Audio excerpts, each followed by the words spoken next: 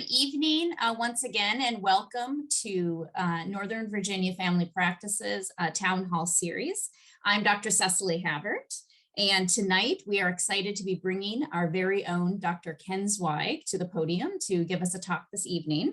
But before we get started with that, I want to run through a little bit of a few housekeeping items. Dr. Zweig will be giving a talk that will last probably about 30 to 40 minutes. And afterwards, we're going to be happy to answer all of your questions.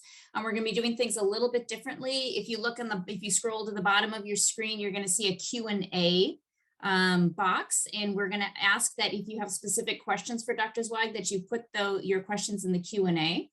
The chat will be enabled as well. However, we're going to try to reserve the chat just for commentary. If you want to make a comment about something that Dr. Zweig said, if you're having computer issues, technical issues, you can also make commentary there. Creighton Lay, who is our media director here at Northern Virginia Family Practice, will also be with us, and he can help you out with any technical issues. So this town hall also will be recorded, okay, and available to be watched over and over again as many times as you'd like on our website at nvafamilypractice.com, as many times as you want to see it. So just be aware of that.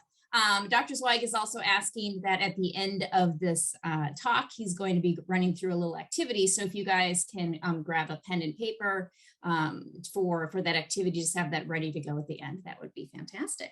So now, without further ado, it's time to go ahead and get started with the main event. Dr. Zweig doesn't need any introduction, but I'm going to go ahead and do it anyway. Dr. Zweig went to undergrad at Michigan, medical school at Ohio State, and completed his residency in internal medicine at Georgetown. I met Dr. Zweig when we were both practicing at General Internal Medicine Group. He worked there for 15 years before coming to Northern Virginia Family Practice. Besides rooting for Big Ten sports teams, he also enjoys skiing, biking, hiking, and pretty much any activity that involves being outdoors. So tonight, Dr. Zweig will be talking about behavior change, which is, as we all know, a key component to our health, and how to actually go about and make these changes in ourselves. So Dr. Zweig, thank you so much for being here tonight. I'll hand it on over. Thank you, Dr. Havert. I appreciate that. For those of you out there, you should know I went to Big Ten for undergrad and medical school, as did Dr. Havert and as did Creighton. Woohoo! So we are all Big Ten here tonight, and I think we all decided that we were going to, from now on, only hire people that were Big Ten fans in the future. So more of that. And this is perfect timing with the NCAA tournament coming, because starting tomorrow. Yeah, it's really exactly, exciting. Exactly, perfect timing. I'm not expecting big things from Michigan, that's for sure. We've had our time. So, all right, Sally, Big Ten from undergrad, Illinois. Great. Sorry. Okay, go ahead. Get a little excited here. Well, thank you everybody for joining us tonight. I am going to talk about something that is near and dear to my heart, and I'm going to try to share the screen with you all if I can make this happen. And so let me see if this works. All right. Can you see? There's my slide. What are you seeing now? Does that work there? Yeah, I can see your slide, and I think you're sharing your screen. Okay, great. All right, we're all set then. Okay, all right. So I'm going to talk about behavior change tonight, and this is something, like I said, that I've been really, really interested in. It's interesting on a day that's so beautiful outside that we can't do that. It's keeping us away from the behavior change we like to do today. But I became interested in this many years ago when I realized that a lot of what I'd been taught in medical school didn't really apply for many of the patients that I see, and we were all taught that we were supposed to tell everybody to eat right and exercise and get plenty of sleep. And then after that 30 seconds of the lecture, they'd move on and, tell us what medications we can use when patients didn't do the things that we told them to do, because it sort of took a mentality that we didn't expect people to do the things that they should do, and so we should just treat them with a medication instead. And I don't feel like that was really good medicine. We also taught that non-compliance, not following your medication regimen or diet regimen or whatever, is one of the biggest causes of failures of treatment because people are not doing the things that we expect them to do. Well, if that's the case, then in my mind, rather than blame it on the patients, we should be responsible for that. We need to do a better job educating you and motivating people to do the things that we and you probably know that you should do. And so I started getting interested in this and looking into it more and more and realizing that there are efforts and things that I can do to help motivate you and things that you can do to help motivate yourself to do the things that you probably already know that you should do, but maybe have difficulty getting yourself to do it. So, you know, it goes beyond just diet and exercise. Also, if I tell you to see a specialist or to take this medication or to get a test done, even if it's the right thing to do, if you don't do it, that's not the right thing for your health. So behavior change, whatever it is in any form, being an effective physician means being effective at behavior change. And generally, physicians aren't so good at that because we haven't been taught that. And so I looked into this a lot and had to do a lot of research on my own, as I said, and found that there are a lot of techniques and things out there that aren't necessarily within the medical field, but absolutely can work to help you do the things that I think you should do and that you probably think you should do as well. So behavior change is really any effort to create a transformation or modification of human behavior to improve your health. It's kind of a boring, medical term, or but really it's any action that you can take to improve your health. So I will tell you right now, if you came to this talk looking for the secret sauce, looking for something that is going to magically change you, you're going to come away being disappointed. And I apologize for that. There is no magic bullet that will suddenly change your world, make you stop eating ice cream and make you get up at 5 a.m. to start exercising. But there are things that you can do that will make it easier for you to get to do the things you want to do. And as important, or even more important, to help you choose the goals thoughtfully so that you can increase your chances of reaching them. And that's a big part of behavior change. So what do we tell patients as physicians? We tell you to eat right, exercise, get plenty of sleep, don't smoke, don't drink too much, take your medications, do these things or you're going to die. And I can't tell you how many times in training, both when I was in medical school and residency, that I saw my attending say this to a patient. Not an ideal approach, as we know. It's just a fear tactic. And really, what patients tend to hear is kind of like this. This is not entirely true, but the effect is sort of the same. You hear what we say, but all you do is feel bad for not doing the thing that you probably should do that your doctor told you.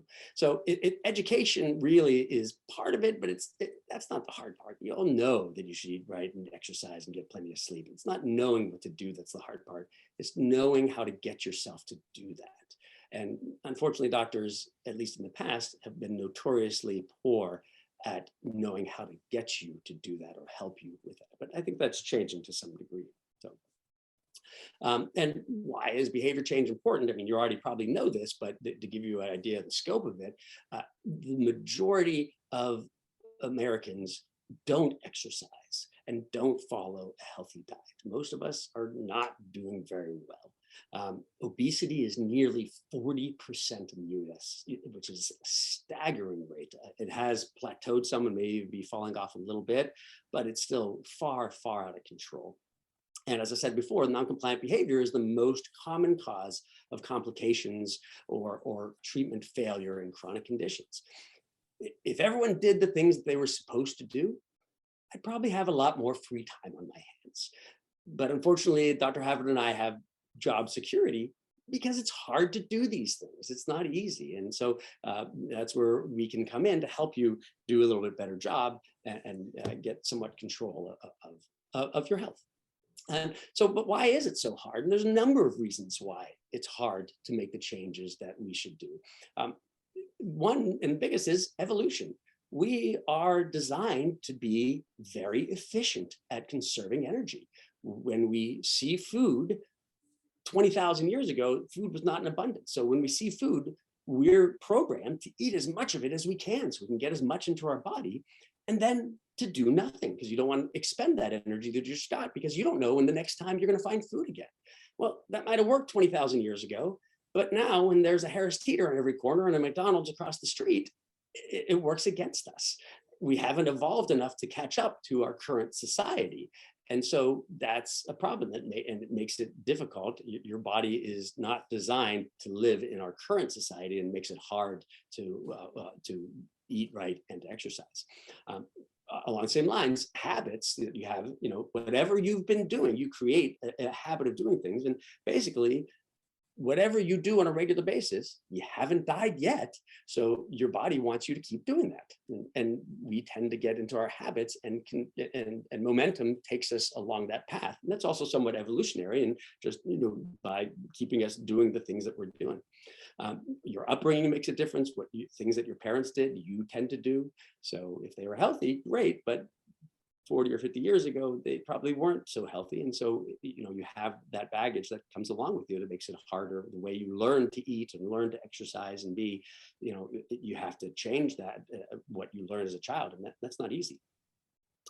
Time is one that we hear all the time, very, very often, that, if you're working, you're busy, it's hard. You have kids at home, you have a job, it's hard to find the time to cook or to exercise or to do shopping at a better place or find a restaurant that's healthier. That's one we often come across. And then disbelief is also a really big one. That's actually kind of a key. So disbelief that this change is important. And that disbelief can come in multiple forms. It could be in the disbelief that you're not able to make the change, that you don't think, that exercise is important and that's great for you, but you don't think that you've never been able to exercise before and you don't think it's something that you'll be able to do. So you don't believe it's going to happen. It's not going to happen. Or that you don't think that change is going to result in the goals that you'd like. So you say, hey, I know I can exercise, but I don't think it's going to give me the energy that I'm looking for. So I don't think that's going to work. Well, that's not going to work. And then another one that is really common, people who are smokers or drinkers, that that's really bad for you, but you say, I know you can get emphysema from smoking, but that's not going to happen to me. So why quit?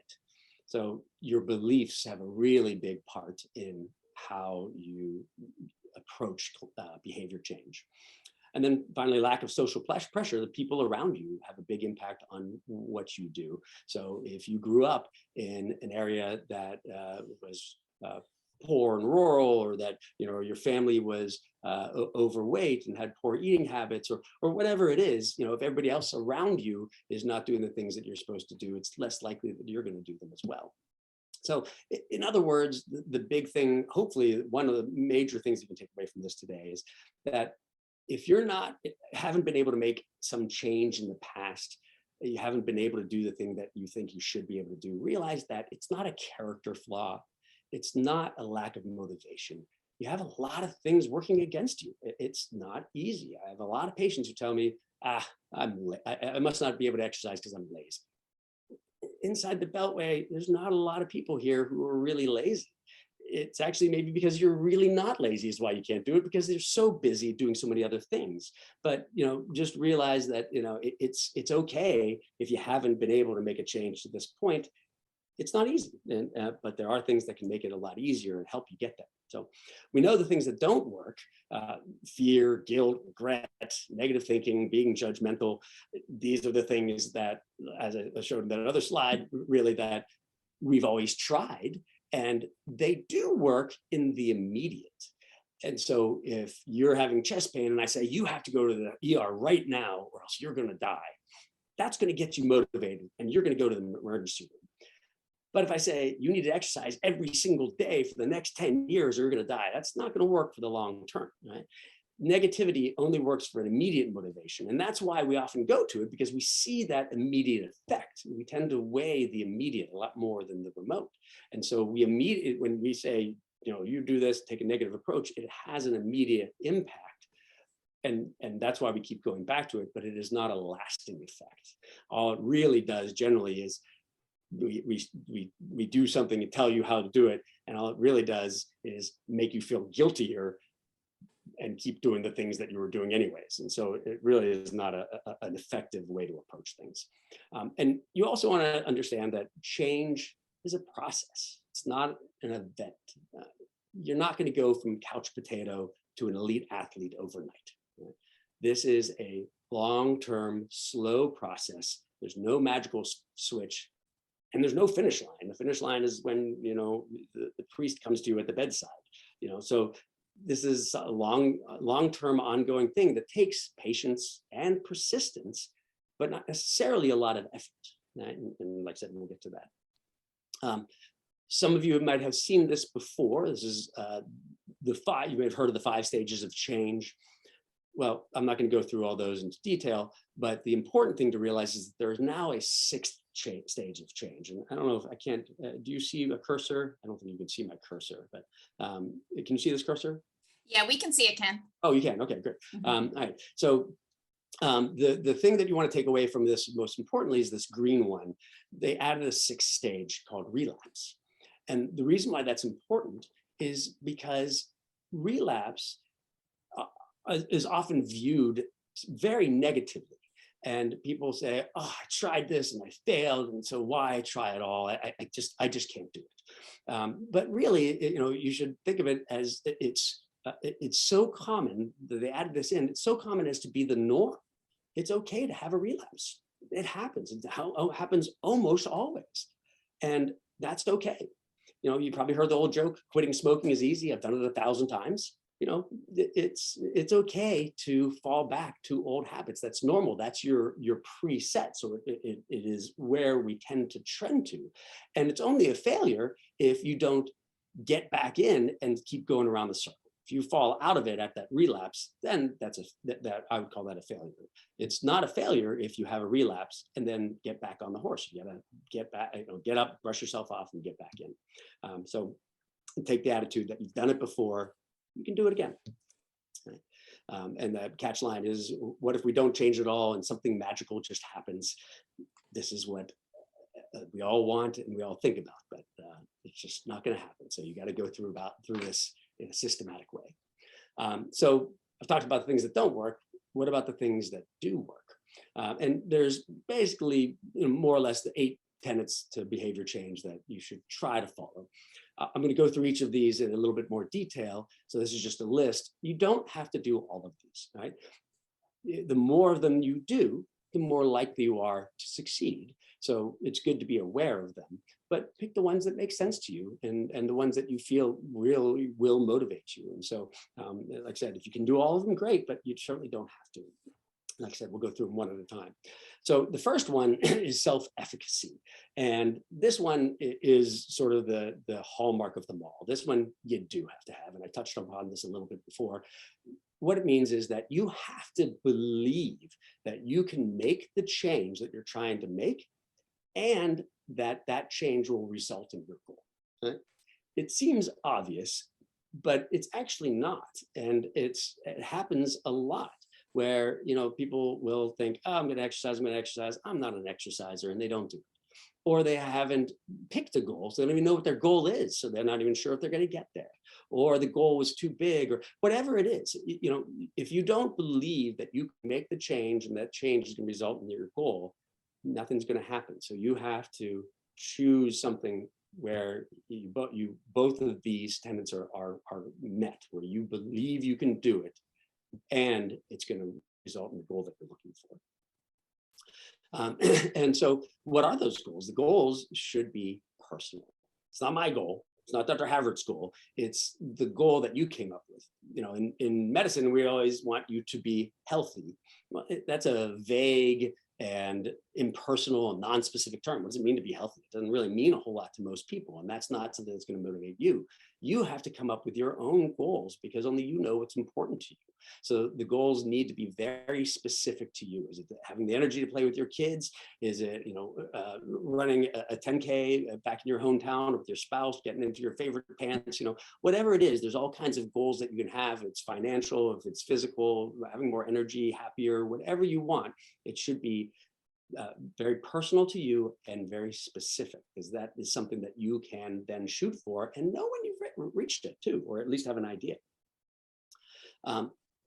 We also said that negative thinking does not work. Well, but positive thinking, oh, did I think I back. We said negative thinking doesn't work, but positive thinking does. And so what does that mean? There's different ways to go about that. The first one, I sort of keep touching upon this self, is something called releasing statements. Basically, be kind to yourself. We all tend to beat ourselves up, especially, again, inside the Beltway in this type A area where everyone's very highly motivated. We're motivated a lot of times because we're really hard on ourselves. And that's, that can be motivating, but really a better way to motivate yourself is to be easy on yourself, because if you fail, if you're not able to do it, you're going to just really feel bad and probably less likely to go back and try it again. So, when you're in a change process, it's easy to say, it's hard to do, but you want to try your best to be kind to yourself. Think of yourself like learning a new instrument, right? So if you were taking on a new instrument, and you're trying to play the violin and you screw up a note, you say, hey, I just started this. Of course I'm going to screw up a note. Well, when you take on a new habit, it's the same thing. It takes practice. It takes weeks, months, maybe even years to get there. You're going to screw up. That's okay. As long as you keep practicing, that's the most important thing. You'll eventually get there. You also want to question negative statements. Don't, you say, oh, I'm just bad at this, or I'm lazy, or I can't do this. Say, well, wait, am I really lazy? I went to law school, I went to medical school. Am I really lazy? Probably not. Or you say, I can't do this. I'm just going to fail. Well, so what if you fail? Who cares? A lot of people say, I joined the gym and I never went. I'm not an exerciser. Well, ask yourself, why is it that you really didn't go? Is it because you didn't like that gym? Was it that too far away, or you didn't have the time? Take the next step and ask, really, what is going on? What is the thing for you? Because if it was a matter of time, if it was a matter of you didn't like the gym, or you don't like gyms in general, then you got to take another approach. But make sure that instead of being negative, question that negativity. Right? And you want to focus on small successes and little progress. Right? There's no such thing as perfection. If you walk, and I tell my patients all the time, if you walk 5 minutes and you went for a 5-minute walk today and you didn't do anything yesterday, you've walked 5 minutes more than you did yesterday. And that's a success. And so what I always tell people to do is take your arm, stick it straight out in front of you, bend it like this, and pat yourself on the back, right? 5 minutes counts. It's better than you did yesterday. So, celebrate those successes. It's really important. This is something that's been getting some traction lately. A lot of people might have heard of this. It's called the Kaizen Way, and it's something that actually came out of Japan, the Toyota manufacturing. They're the ones who sort of pioneered this and turned it into a really great way to make behavior change happen. And you may have heard this saying, the journey of 1,000 miles begins with one small step. And I love that saying. And so basically what it means is, just doing something counts. Like Nike says, just do it. Just do something, whatever it is. It doesn't have to be big at all. And not only does it have to be big, the Kaizen says it should be so small of a change that you can't not do it. Right? So if you want to go and exercise for an hour, but you're not an exerciser, so you don't end up doing nothing, all it does is make you feel guilty. But if you say, I'm not an exerciser, I can't exercise for an hour, but I can do 5 minutes of exercise. And if 5 minutes is too much, I can do 3 minutes, or I can do 2 minutes. Make it so small that it's almost ridiculous not to do it. Right? And by doing that, all you do is you take that step and get yourself into the process of doing it. And then when you realize that 2 minutes is not a big deal, then you can move it the next week to 3 minutes, and then 4, and then 5, and you can build it up. But that's how you make a habit, is by starting so small that it's too hard not to do it. Same thing with a diet. If you take, instead of saying, I'm not going to have a cookie today, you can even say, I'm only going to have half a cookie today, or I'm going to take 1 bite of a cookie and throw that away and eat the rest. Anything counts if it's better than what you did yesterday. So, I think this is a really good concept, but everything is better than nothing. Another thing is feedback. Whatever it is that you choose to do, you want to be able to measure the process. That's why we get grades in school. Nobody would do their homework if you didn't get grades. And why you get feedback at work, because you're a better worker when you get feedback. You want to know how you're doing. We know that people who weigh themselves once a week on average tend to weigh less than people who don't, everything else being equal. People who weigh themselves every day weigh less than people who weigh themselves once a week. So getting on the scale 30 seconds out of your day makes a difference. Keep track of how far you're exercising. Write down the food that you eat. It makes you responsible and accountable for what you're putting in your mouth, and just makes you think about it. Fitness trackers are great. They actually have been really popular, and they actually work because they keep track of how you're doing. So you need to be able to measure the process. And this is one that I tell a lot of people, and I think it's a really important one also, is replace rather than avoid. Basically what it means, I have there in bold, create a better offer. This shouldn't be suffering, right? If whatever you change you want to do, if you try it and you're suffering and you're miserable, you're not going to do it, right? If I tell you to go on an all vegan, raw vegetable diet, you're going to maybe do it for one meal and then fall back, or you're going to say, right here, Dr. Zweig, I'm moving on. I'm going to go do my own thing.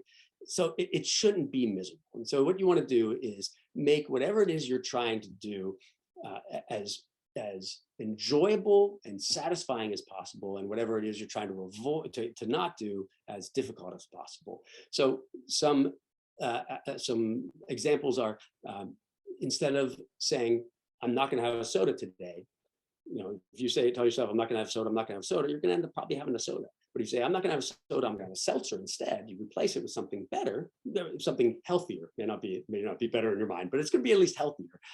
Then you're less likely to need that soda. If you get a peanut butter and jelly sandwich every day, I would say, well, instead of that, try an unsweetened almond butter and banana slice sandwich. It's healthy.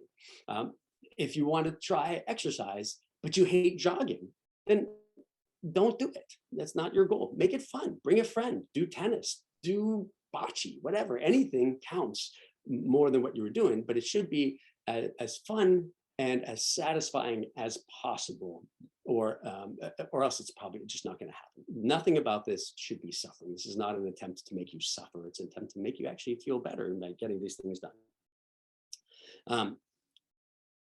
Some other things that we always want to get rid of, the barriers, the things that are keeping you from making the change you want to do.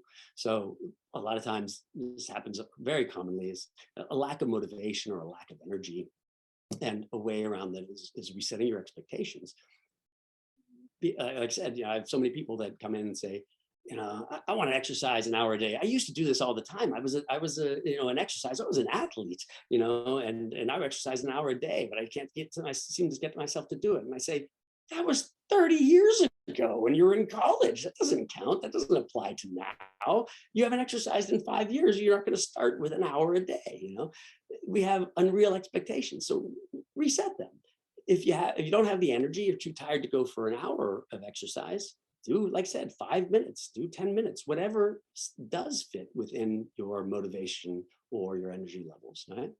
A lot of times we forget to make the change, or mindlessly think, you don't even think that the cookie's on the table, and so you just eat it because it's there. The more you have things in the front of your mind, the more likely you are to remember to do them. So create reminders. My wife at one time was trying to make a change, and so there were sticky notes all over the house that would constantly remind her that she wanted to make this change. And so everywhere I'd look, I'd open a closet, I'd open the bathroom door, open the refrigerator, there were sticky notes everywhere because she wanted to make it happen. And everywhere she looked were these reminders, and those really help. Something a reminder on your phone, however it is that you need to do it. Reminders can really help. We talked about the lack of social pressure. So engage your peers, tell people what you're trying to do, and they'll usually get behind you, or they may be, engaged, people who are really good about working it out. Say, hey, I want to come with you. Can you help me? And often they will help you out. And then structural barriers, this was sort of a vague one, like I said, lack of time, the gym's not around, or it's too expensive. That's usually not the time is the biggest one for this. And so it just, I wrote down think creatively because it is sort of vague, but there are a lot of things you can do. one example, if you ever heard of TRX, which is this weight system, it's just a bunch of straps that you can use to work out.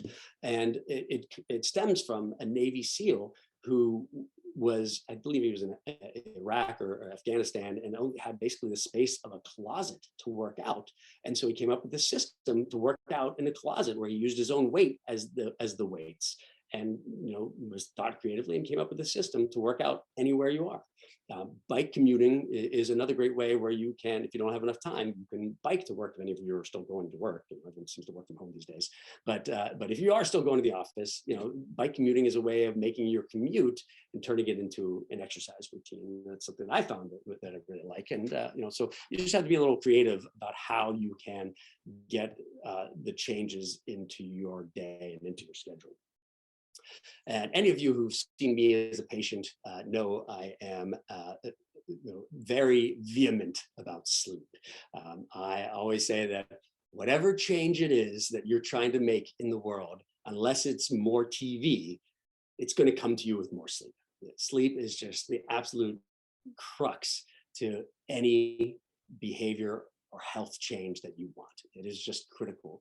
And it should be at least 7 hours a night. People always say that you can sleep when you're dead. That's going to probably come sooner than you think if you adopt that attitude. So you all know when you're tired, when you had a bad night of sleep, it's hard to motivate. It's hard to exercise. You'd rather just sit. It makes you hungrier. It makes you crave fatty foods and make poor choices. There's hormonal changes that fight against you. Sleep is just a critical part to all health and all change. And so everything else I've told you, I think, is sort of, secondary to sleep being the single most important thing that you can do. And then you can add in these other things, but make sure that you're getting adequate sleep before you're trying to take on any change that you'd like to do. And to drive this point home, this is a graph that I put together from the CDC maps. And you can see the is a map of people who get inadequate sleep, less than 7 hours % of the population. Darker areas are less sleep. And so you can see down here in the South and up through here in the Midwest is a big part of it. Over here in Eastern California, Nevada. And if you look at these, you see a similar graphs. This one down here is inactivity by % of population. So it has a similar look, very, very similar here through the Midwest and through the South, here in Eastern California and Nevada. Montana looks the same. This one is a map of diabetes by county. The one for obesity, for high blood pressure, for heart disease, for depression, they all look the same. And it's because it all starts with sleep. You could say, well, if you don't exercise, it makes sleep harder and all this, but there's lots of evidence to say, and you could make that argument, but really there's lots of evidence to say that if you don't get enough sleep, if you're a shift worker, if you have some reason that works against you, all these other things come along. So just be sure that sleep is a crucial part of whatever it is you're trying to change. And then there's some other things that you can do as well here. That we use some specific tools. One that's called commitments. I like to call it contracts. They're like verbal or written contracts. When you tell your friends or your family what you're going to do, what your plan is, say, hey, I want to lose 10 pounds. They're going to get behind you, and they're also going to hold you to it. We are much more accountable to others than we are to ourselves. If you tell yourself you want to do it, it's probably not going to happen. But if you come home and you tell your family and you tell your friends, or you put it out on social media, God forbid, that you want to do this, now you have it out to the world, and you better stick to that, because you know that people are going to hold you to it. And that's a great way to get yourself to make that change. So making these commitments and telling others of them really helps you stick to it. Prompts is kind of like we talked about, the sticky notes. You can put your running shoes by the front door, so when you come home you see them. You can put a photo of yourself by the fridge, when you weighed less, and so to remind you when you go into the fridge what to do. There's all kinds of different prompts. You have to be creative about what works for you, but just having something that's always there to remind you what you're trying to do really helps. Incentives is a good one. There's a great website called Stick. It's STICKK.com. It was developed by a behavior change specialist. And what it is basically you go on there and you make whatever commitment it is or change that you'd like to do, whatever your goal is. And then you commit something to it, usually money, that you want to make work for you. So say you put 20 bucks in for a group, and whoever, to say a weight loss group, whoever falls off their diet first, loses the money, and whoever's there at the end wins the whole pot. Another one is, you can put 50 bucks in, and if you fall off the wagon, if you don't follow through with your commitment, that money goes to the political party of opposite of what yours is. And that's, in today's day and age, a very, very good motivator. So I think that would get everybody very motivated to do the right thing. So this is kind of interesting thing. So incentives actually really can work in your favor. Technology, we talked about Fitbits. You can use your phone as a reminder, keep track of your steps. There's all kinds of wearables. You might see e-bikes everywhere out there because, if it's easier for you to get on the bike because it's an e-bike, you're not working as hard to get somewhere, but it's more fun. That's great. You're still doing something. Whatever it is, there's tons of technology out there that can work for you.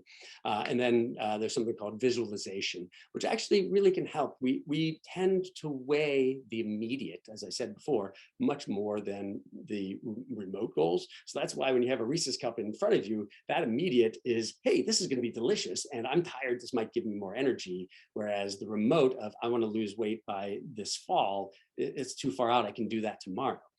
If you try to visualize yourself as you'd like to be, then you can, you're better off. You're more likely to second guess what it is that you're doing right in front of you. Sort of along those lines, you also want to question what it is that you're thinking. If you think that Reese's cup that's sitting in front of you that you want to eat because you think you need more energy, you want to say to yourself, is that really going to give me more energy? Because the answer is probably not. You might enjoy it for 30 seconds, but then you're not going to be happy because you haven't lost any weight for a day, a week, month, a year. So, try to think farther out. And by visualizing, actually picturing yourself as you want to be in the future, that can help you think ahead. So, and this is an example of incentives. So whatever works for you, okay? So just to summarize, basically, the first thing you need to start when you're trying to make any changes, you want to address your interest and your belief in change. Do you really want to make this change? You should, but you don't want to. I don't want to shoot people to death. You want to know, am I really committed? Is this something I really want to do? Because if I don't, it's not going to happen. You want to identify and remove any barriers that are getting in your way. You want to be very specific and set the goals low. Don't shoot for the stars. You want to make the goals achievable and measurable and something that that you can do, or otherwise you're going to be just disappointed. So have reasonable goals. And then I would say set your reasonable goal and then shoot lower, because you're much more likely to hit that. It's much easier to hit a low goal and then move up than to shoot for a high goal and just get frustrated. You want to, as I said, try to be positive, try to be kind to yourself. That's something that's good for life in general. And sleep, really important. So basically, it's hopefully behavior change in a nutshell. So now, if you are still with me and you haven't fallen asleep yet, I want to do a challenge with you. If you're able to, if you have a pen or pencil or computer or and a piece of paper, I want you to try some things with me. First, if you had something in mind, I assume that you're on this call because there was something that you're trying to change about yourself. So if you have something in mind, I want you to write it down or type it in, any behavior that you'd like to change, whatever that is. So that one would be a large, grand goal. Then come up with a specific goal for the year's end, whether it's running a race, losing 5 pounds, fitting into your favorite pants, whatever it is. Have a specific goal that you can do by the end of the year, by the end of this month, by summer, whatever it is. It doesn't have to be year's end, whatever time frame that is reasonable for you. If it's a goal that you've already tried to get to and haven't been able to, why haven't you? Or why haven't you started? You know, what's keeping you back? You know, where are you stuck? And what can you do about these barriers? How can you eliminate the barriers and try to get beyond them? What's keeping you back, and can you get around them? And then most importantly, what small step can you take starting tomorrow? Right? This is important. Like I said, it's a small step, 5 minutes, 2 minutes, one less cookie, whatever it is that you want to do, make it small and make it immediate. Do it starting tomorrow, right? And then how are you going to get yourself to do that? Right? So this is sort of the systematic approach to behavior change. Instead of just saying, I want to exercise, you need to go through and be very specific, very intentional, and very thoughtful about whatever change it is you want to make. And like I said, it doesn't have to be hard. It just has to be, you have to have better expectations. But any change that you make, if you do it 365 days a year, even if it's small, it really adds up. I say 100 calories a day, which is not much. It's a little cookie, it's an apple. That's 37,000 calories a year. That's 3 weeks of food intake. Little changes make a big, big difference. And so you don't have to disrupt your whole world, because that's not going to stick. You know, make it small and manageable. So this is me and my daughter. So I hope that was helpful. And I'll leave this up for you so that you can, if you weren't able to write them all down. But if anybody has any questions, I'd be happy to take them now. So do you have any? Yeah, thank you so much, Dr. Zweig. I'm gonna pop into the chat here. I think there were a couple of that came up. First of all, there's a question about what is a target length of, or how many hours of sleep should you get a night based on age? This person is specifically asking for ages between 55 and 65. And I have a question, does that change? Do we need more sleep, less sleep at different stages of our life? It's a great question. And actually, there is a misperception that we need less sleep as we get older. And actually, so it's sort of this U-shaped curve. You know, as your babies need 12 hours or so, as kids, young kids need 10 to 12 hours, and then teenage years 9 to 10, and then as you get into your 20s or so, you probably can get away with about 7 to 9 hours. Most adults average between 7 to 9 hours. We know that 7 is this magic number. If you're getting below 7 hours as an adult, then that's when sort of you fall off this cliff. There are very, very, very few people, I believe it's something like 0.03% of the population that actually don't need as 7 hours of sleep or more. So people who say, I don't need that much sleep, they really do. I have so many people who tell me, I only need 5 hours of sleep a night, yet they have high blood pressure, they're obese, they have diabetes, and they have depression, but they don't need that much sleep. Because really, they just don't feel sleepy, but they do need the sleep. As we get older, that can actually go back up. The misperception is that we don't need as much sleep because it's harder to get. You wake up earlier, you wake up more often, but you still need at least 7, probably 8 or 9 hours a night. So you really want to shoot for what is the amount of sleep beyond 7 hours that allows you to feel rested for your day. Right? So if you can get through your day without falling asleep at work or in front of the TV or talking to somebody, and you're getting 7 hours, and you feel reasonably rested, that's fine. But also realize that at least half of the population needs 8 to 9 hours of sleep. Great, that's good. That's good commentary and a good recommendations. I think that Marianne is basically stating one of her goals, and maybe just to get it out there for some accountability, she wrote to slim down. So I think she's throwing it out there for the world to know that this is something that she wants to do. So that's great. That's probably one step in for behavior change. I love it. Yeah. You're already taking the action. That's all right. Fantastic. Yeah, already taken the steps. We have another question. I think you made a reference to a website called skit.com. Can you type that into the chat? I just did. I just put it in. Okay, perfect. The chat. It's actually stick. Oh, stick. Okay. Yeah, stick. STICKK.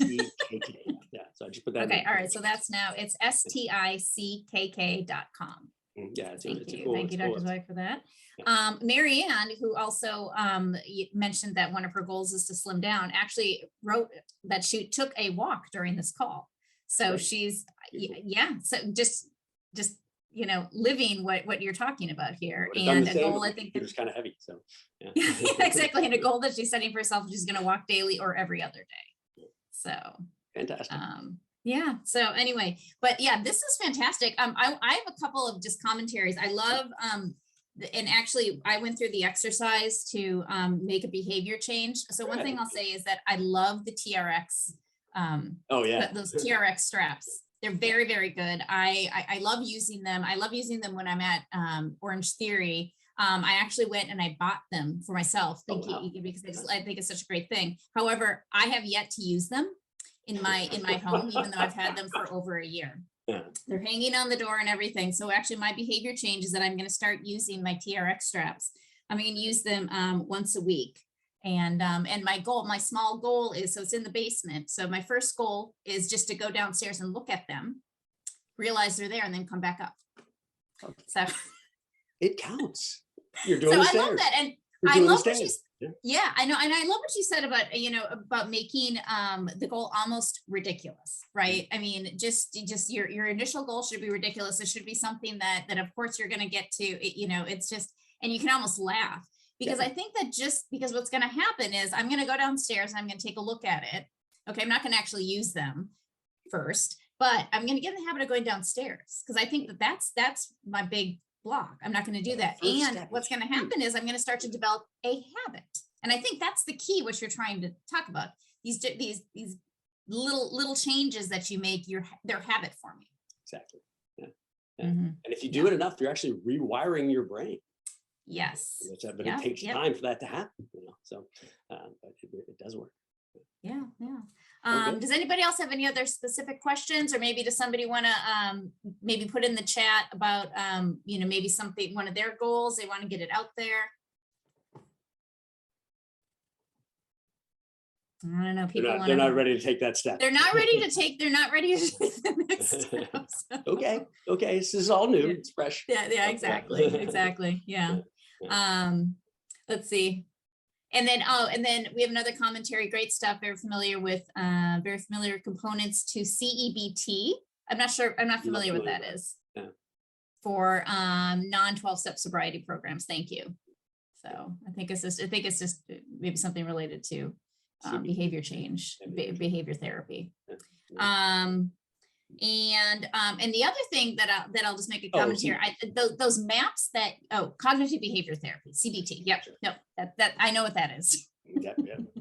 Very, very, very familiar. Yeah. No, it's very, very true. I mean, you are using a lot of components of cognitive behavior therapy in terms of, and how to create that behavior change. And a lot of it is changing in your thinking, and like we said, changing in your habits. And then what follows is a change in behavior. So yeah. So that I love referring to these as brain hacks. Because that's what they are. Because you're going against what your deeper lizard brain intentions are. Right? It's going against the way we're made, but it's towards the way you want to be. So, you need to sort of do that brain hack. You need to get around that lizard brain to get yourself to do really what your prefrontal cortex knows you should do. Yeah. The other thing, I think accountability is a big part of this, I think, for a lot of people. And I think as, primary care doctors, a lot of, I think it's important to also, offer to patients, that we can be accountability for them. Absolutely. Offering, like come in every month. Let's check, let's check on your, if you're reaching those goals, let's talk about the changes you might've made and everything, but in a non-judgmental, way. So, whatever it takes. I have some people that I do that with, if they're willing to, again, that's the big thing, is they have to want to do that. But if they're willing to, I'm happy to see you as often as you'd like. And some people I do see, once a month or even more, just to make sure that they're on top of things. Mm-hmm. Creighton Lay asks a question here. He writes, can this be related to chronic pain in any way? Yeah, I mean, it certainly can. When actually, this is probably more of a question for Dr. Havert as well. But when it comes to chronic pain, we know that you want to take very small steps to improve. You don't want to, we're trying to move away from medications now for chronic pain. We know that physical therapy, sleep, behavior change, mental health, those are all components of chronic pain. And so when you can make little changes, exercise, again, almost bordering on the ridiculous, that slowly increase, that can really help. There's something called a graded exercise program, which is an integral part of addressing chronic pain. And what it really means is just very, very slow incremental increases in exercise and better diet. Anytime, the healthier you are, the healthier, the less likely you are to feel pain. And along the same lines, going back to the sleep thing, there is a 1-to-1 association between pain and sleep. The less sleep you get, the more pain you'll be in, directly, linearly correlated. So absolutely, sleep is a big part of it. But yes, this is, we're putting this talk together, I hadn't really thought about it in that regard, but absolutely, there's certainly a very strong correlation probably to chronic pain. Yep. Thanks, and I guess one of my patients here is calling out something that I suggested. Dr. Havert suggested doing push-ups as weight-bearing exercise for strong bones. That was so simple. I started doing push-ups every night, and she's up to 15. Fantastic.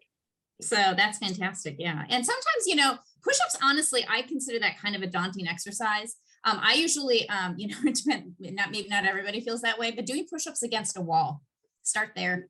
Sometimes can be simple and moving on. Again, that may sound ridiculous. It's that ridiculous first step, behavior change, develop that habit. And then once you get that habit going, and then you sort of, you feel there's something kind of nagging you a little bit. Oh, I haven't done that. Yeah. So that's great. Yeah, they do that a lot in Movement X. We've gone to the age-proof your body. They do a lot of the wall push-ups and things.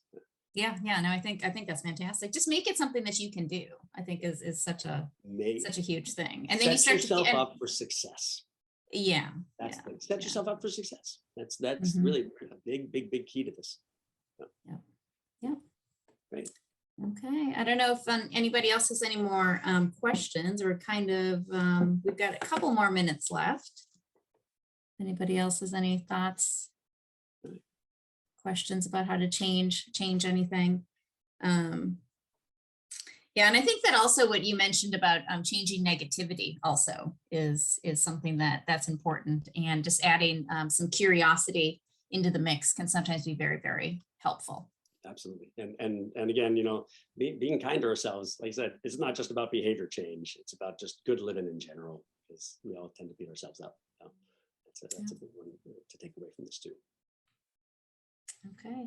Oh, Rochelle mentioned the Movement X. It's great. So big shout out to the Movement X folks. So that's been a great collaboration. We're happy that we're still doing that. Yeah. So.